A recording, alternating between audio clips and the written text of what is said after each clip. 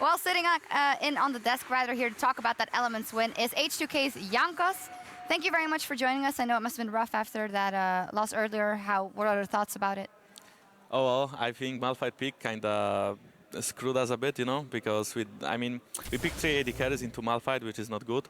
Even though we had pretty well early game with Selfie, like stepping out super hard and dominating mid lane versus Perks, we were like 2-3k ahead, and then we went Nashor at some point, even though we didn't have to. Well, we went, and then I forgot I don't have smite. Like, I didn't look, you know, I kind of focused on Nashor instead of looking at the smite, and yeah, that was the changing point of the game, I believe. So I would say I'm the reason why we lost, even though it's not exactly true because everyone could play better.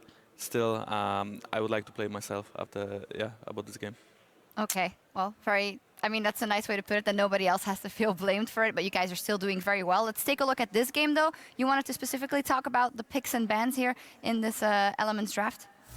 I mean, for me, it's kind of weird that Elements picked Elise so slowly, and then I guess it's because the Roccat picked, like, okay, so basically we have first pick, Lucian. Right now he's super strong. I guess he's dominating every lane, so that's why they decided to pick it. Then we see Corki. It's kind of must-have pick, just because if you give out Lucian, you cannot give out Corki, otherwise the game is over in picks and bans. Then I would personally prefer to see Corki mid in this team comp, because I don't think Corki and Lulu fits too well. Basically, like, Corki is a champion that can always do well alone, and then he always pressures mid lane. There is no pick that can deal with him. So I'm not sure why I decided to pick Lulu.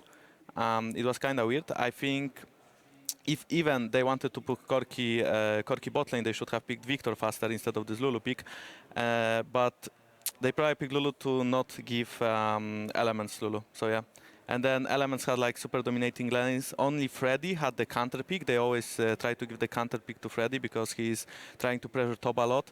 But I don't think it worked out in this game. And also they lost lane swap, so there was nothing they could do at some point. Not a lot they could do, and you were talking before about how in your game, when the Baron got stolen away, that it was, of course, a huge change in momentum maybe as well. Here specifically, you wanted to take a look at one of Steve's moves. We didn't do this on purpose because he did actually play this out really well. Let's take a look at this team fight. No, this outplay bottom, rather. We can run the clip out. I mean, this is huge, right? Because Fredy right now is pressuring Steve super hard because he's 2 levels ahead. So Airwaks has, like, he doesn't need to be there. Like, for some reason, they try to dive him, and then, yeah, Steve, like, beautifully outplays Airwaks. And from that very moment, like, the game can snowball, because right now, Elements are, like, 5v4 on the map. They can regain pressure, they can put up deep wards, and they can, like, overall pressure the map, like, super hard. And also, from this moment, Poppy will probably deal with Fredy, you know? Like, Fredy was 2 levels ahead, and after this, well, he's not ahead anymore, you know, like Poppy will get all the wave, he got a kill, and yeah, there was nothing Fredy could do from that moment, and it's just so much snowball.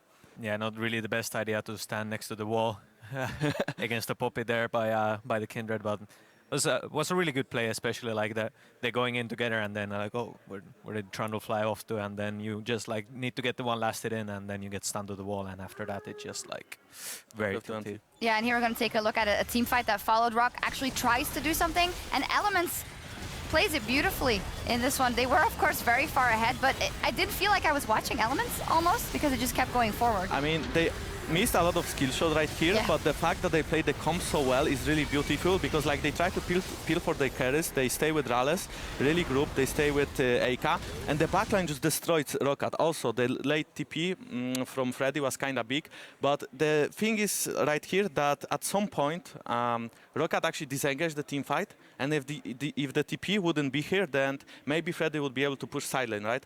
But instead, they decide to TP, they decide to fight, they have weaker 5v5.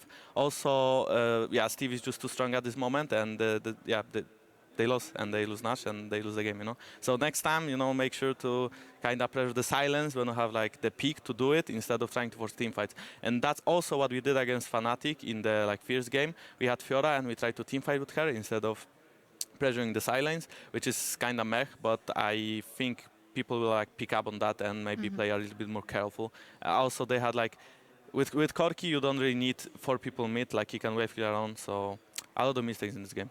However, if you look at teams like Roccat, who's at the bottom of the table, we've said time and time again that they don't seem to be good at the team fights. Would you prioritize having that map pressure and learning how to control the sideways, or would you go back to the basics? Or is that a basic?